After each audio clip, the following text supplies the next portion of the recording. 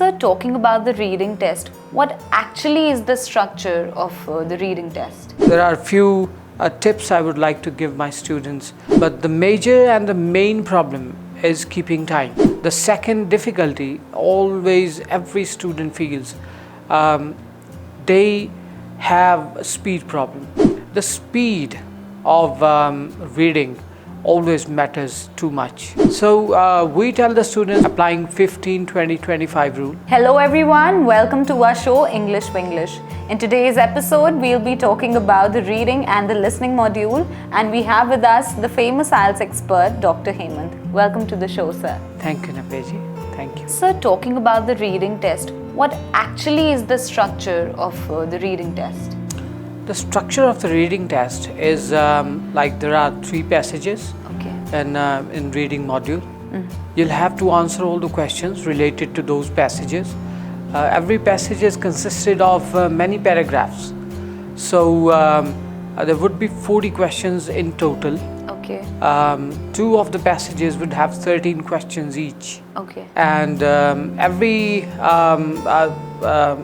any paragraph among all 3 of them could have 14 questions. Okay. So that would make a total of 40 questions. All right. The reader should have the stamina to actually read a lot. Should have the concentration accordingly. All right. And sir, there was this FAQ. Why is the reading module considered to be one of the most difficult of all? Students do have problems with the focus because for 60 minutes you're absolutely burning your brain cells out with too much attention and too much concentration. So that's one problem. And then students actually feel quite intimidated sometimes because the topics of all these passages, they're always different. There are like thousands of topics which comes into all these IELTS reading exams, and students do tend to be intimidated because of the new topics, because they don't know about the topic. But what they don't get is that's what they're trying to get out of you. That's why they're expecting to see whether you can cope up with some new topics or some new knowledge, and whether this knowledge which they have provided you in shape of in form of a passage, are you easily receiving that information and just putting it back with more analyzation and stuff like that. So and the speed of the reading, the second difficulty always every student feels, they have a speed problem because they can't really read and accumulate all the information at the same time. So it all depends on the practice a student have done. And the third thing is vocabulary. Whenever a student is reading a passage, is analyzing the information, all these new words which student comes across, they're quite intimidating for the student. They're quite unknown, and sometimes we have to teach them strategies to actually get a clue what the word would mean in a sentence. But all the times these are the problems. But the major and the main problem is keeping time, because in 60 minutes you have to do all 3 passages, you have to answer all the questions, and you have to copy all the answers to the answer sheet as well. And the IELTS examiners, they don't give a minute extra for that. They're quite strict about it. And in listening, the time is managed for you. The CD manages the time. The CD gives you time to analyze the questions, to have a look at the questions before they start the conversation or the monologue. But in reading, you have to manage your time yourself. All right. So that's the problem students face. Okay. So like you said that time is the main issue that a student faces during the reading test. Yes. So what can the aspirant do to kind of manage the time? There are a few methods, Navyaji, how a student can actually cope up with this problem. The first method is we tell students 15, 20, 25 rule. All right. That the first passage is always a bit easy. I mean, not that easy, but it's easier than the other passages. As compared to the other ones. Yes. The second passage is always like mild to moderate. Okay. It's not that tough. And the third passage is always like a bit longer and a bit tougher. I mean, not that much, but is as compared to the passage 1 and 2. Okay. It could be a bit tougher because it's long passage. So we tell the students to keep their time by applying 15, 20, 25 rule. 15 minutes for the first passage, including the transfer of the answers to the answer sheet. 20 minutes for the second passage, including copying the answer to the answer sheet. And to the third passage, we should give not more than 25 minutes, including All right. answers, copy to the answer sheets. All right. So this rule a student can apply. And the best strategy is practice. A student can always practice at home, in the classes, or wherever he wants to, just to cope up with the time problem. Okay. The speed of reading always matters too much. So we always tell students strategies like scanning, skimming, mapping, and stuff like that, so that the student would be able to answer the questions without even understanding completely the whole passage. That's what we try to teach our students. All right. Yeah. And so talking about the vocabulary, because vocabulary also plays a very important role when it comes to the reading module, then how can a student, an aspirant, kind of improve his or her vocabulary efficiently? It is quite mandatory for every student to actually read a lot, because vocab actually comes out of reading. Indeed. Yes. So whenever we give a test to the student, or we take any mock test, even those passages which student is performing on in a reading exam, even we tell students to read all these passages as well, so they can acquire some new words every time. We make them read all the passages for at least 2 or 3 times. When a student reads a lot, he gets to know the usage of the words as well. So whenever he's searching for a word on online dictionary or something, he comes to know the meaning of the word, and he can see the word where the word's been used in the passage, in the novel, or anywhere. To improve your vocabulary, you should definitely read a lot. So and there are now a lot of apps available on app stores and everywhere, which helps you build up your vocabulary. The apps actually gives you words, clears the meaning, and they ask you time to time, they take tests. Yes.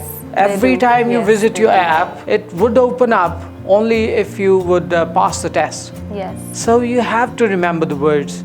In fact, just few days back, I saw that even Google has these vocab tests now. Yes, If you search for some word, they'll keep asking you questions. Yes, They'll give you 5 words, and then they'll be asking, all right, what's the synonym to this one? What's the antonym to this one? Yeah. Yes, that's quite true. It's the new feature Google introduced almost like a month ago, where whenever you search for a single word, or you search for the meaning of the word, the Google automatically plays games with you. Yes. After the word you have searched, there comes the test. It does, yes. And it's a fantastic feature. I love it. Yes, even I do. So do I. Yeah. And it kind of also, I feel that it kind of also boosts your morale when you see that you are scoring good. Definitely. Navyaji, it does. Yep. So there's one thing that we've noticed. Students usually get good bands in writing, speaking, listening also, but they are not able to get good bands in reading. Why is it so? What do you think is the reason behind this? There are a few points, Navyaji. The first point is aversion. Students always avert from reading. I mean, I couldn't really get that. In my mind, it's like a new territory to me. Why they do that? But maybe it's because of new topics, or they're already stressed out about reading, or the main thing which I think students have in their mind, they have a square-like picture in their mind about reading. It's like maths to them. Yes. They think reading is boring. But for me, it's way more easier than maths. Oh God. Yeah, it is a fact. Thank God. But the thing is, whenever students come to us, they're always complaining about, sir, it's quite boring. I'm not really getting through it. I understand the passage, but they say, sir, it's like a puzzle. We have to search for the answers. But sometimes we can't really find them. Puzzles are always good. Puzzles are like a game, you know. They are enjoyable. According to me, I always loved puzzles in my life, like word puzzles and different other picture puzzles and stuff like that. Yes. So it's like a game. The more you play it, the more you develop an interest in it. So students need to realize that all these topics which they are reading, the passages are about, all these topics have knowledge in them. Everything is nowadays everything is available at Google. You Google anything and you don't have to acquire the knowledge. But think about it. If we need that knowledge suddenly, and we really don't know anything about that topic which actually came into the passage, then what we're gonna do? Knowledge is never bad. Yes, So definitely. when I was preparing for my IELTS almost 10-12 years ago, I used to think that I'm reading about a particular kind of fish in the sea in a passage, and geology in the second passage, and national parks in India in the third passage. I mean, unless I'm reading a beautiful magazine like National Geographic, I wouldn't come across such vast topics in my life. How would I gain more knowledge or develop my personality otherwise?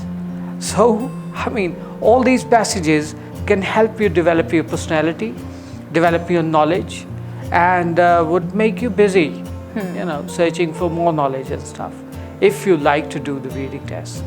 So, if you start developing your interest in the reading test, you won't be, regretting anything. Definitely. Yes. And so, talking about the listening module, obviously there are no guidelines for listening, but still, is there something that you want to tell our aspirants or the students who want to pursue their higher education outside India? Navyaji, there are no strategies to prepare a student for listening. Yes, obviously. The only strategies we have is practice, and practice again. That's what a student can do at its best. A student should practice a lot. There are a few tips I would like to give my students. The first thing is, do not stress yourself out. Whenever you're not relaxed, you're not in a good mood, in a leisure sort of a mood, you won't be able to get all the meanings. You won't be able to realize what the speaker just said. So don't stress yourself out. Try to listen to Bollywood English movies, because you'd be able to correlate with them, with their accent as well.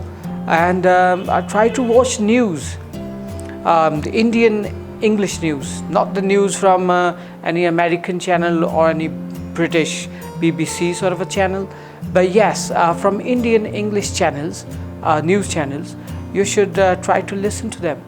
And as far as possible, if you can have subtitles with all of them, that would be great, because whenever you are not realizing what she just said, you can read it out in the bottom. I mean, you can read it out at the bottom and you'll be able to know the word. Yes, definitely.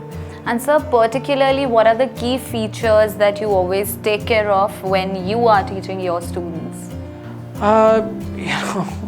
About the reading, there are like few times every day when you have to read the passage with the student.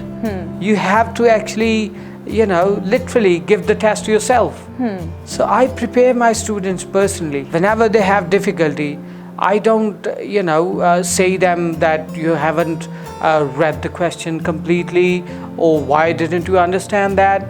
I read the questions and find the answers with them. That's my, strongest strategy with the students. That's why my students think that, I'm their friend, because I read the passages, I give the test with them, and I make them practice a lot. My students actually takes a test every day, almost every day. Sometimes we change the tests, like my student is doing reading and listening every day. For 2 or 3 days we change the test. We do speaking, we do writing, and sometimes they dictate me what they want to write. And I would guide them to, make up the sentences, how we can give it some color, how we can finish, or give it a finishing touch to the essay. So these are the points. That's why all my students, almost every student is successful. That's great. So thank you so much, sir, for talking to us. And this was all about the reading and the listening module. In the next episode, we'll be talking about the writing module. Till then, keep watching newsnumber.com.